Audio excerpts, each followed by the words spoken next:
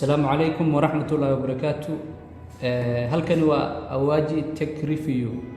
oo aad uga barateen inaan markasta review ku sameyno qalabka tiknoolajiyadda, services iyo product iyo waxyaalaha qabtaan.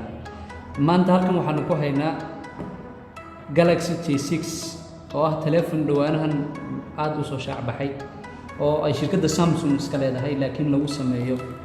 India. Telefoonkan halkan waxaa kaga qoran Indian SIM card on waxaa lagu isticmaali karaa SIM card India laakiin macnaha hadda waxaa la ogaaday macnaha inay ku shaqeyn karaan SIM cardada kale. Telefoonkan xoogaa faahfaahin guud haddaan ka bixino sida halkan ku qoran kamaradiisa waa 13 megapixel plus 8 oo ah tan waa frontiga waa qaybta hore tanna waa qaybta dambe. Telefoonkan sidoo kale wuxuu leeyahay fingerprint uu leeyahay sida halkan ku qoran. telefoonka sidoo kale 64GB weeye telefoonkan aan hayno laba nooc buu leeyahay midna waxa weeyaan 64GB oo RAM-kiisu yahay 4 midna waxa weeyaan 32GB RAM-kiisu yahay 3 halkan marka kana maanta ku hayno waxa weeyaan 4GB RAM memory-giisuna waxa weeyaan 64 telefoonkan sidoo kale face recognition buu leeyahay oo ah macnaha wejiga oo ku xiran kartaa security wejiga ah. waxaan maanta marka sameyn doonaa in aan telefoonkan daha ka qaadno macnaha aan furno waa cusayb hadda la soo gaday dahan ka qaadana marka telefoonka waa kan qaabkan u yaalaa halkan waxaa kaga qoran magaciisa shirkadda iyo 64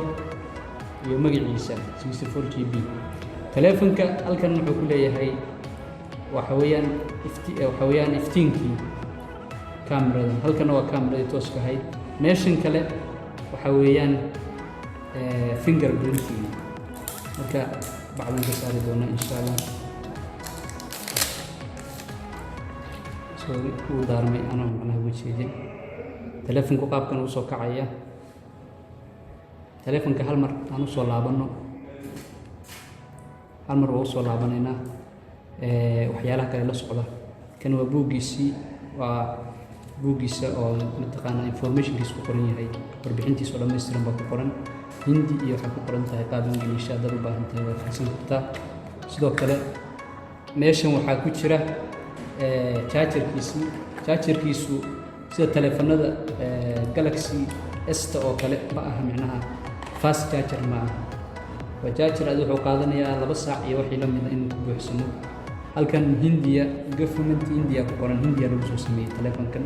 san hore idinku sheegnay sidoo kale waxaa la socda kan waxa weeyaan dhegihiisii earphone-kii waxaa kale oo meesha ku jira waa binkaas oo loogu talagalay SIM card-iska telefoonkan gudaha u geli doonaa maadaama aan mataqaanaa wixii kale la socdo dhan sheegnay telefoonka horta marka koowaad wuxuu weeyaan batterigiisu waa built in macnaha uu ku dhisan yahay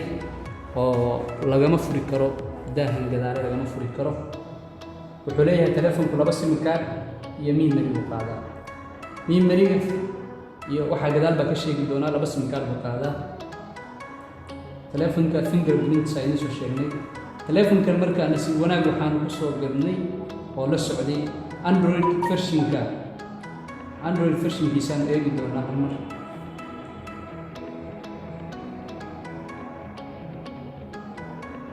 Android version-ka telefoonka sida halka idinka muuqata 9 weeyaan laakiin waxaa qoran macnaha oo qoran kartoonka dhinaciisa waxaa kaga qoran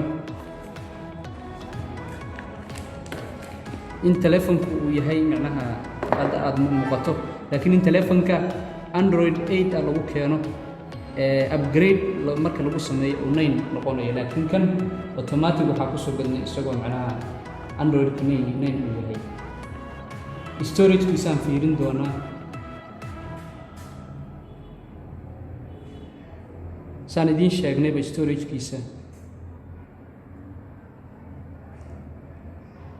halkan waxaad ku aragtaan 64GB saa idiin sheegnay 64GB weeyaan storage-kiisa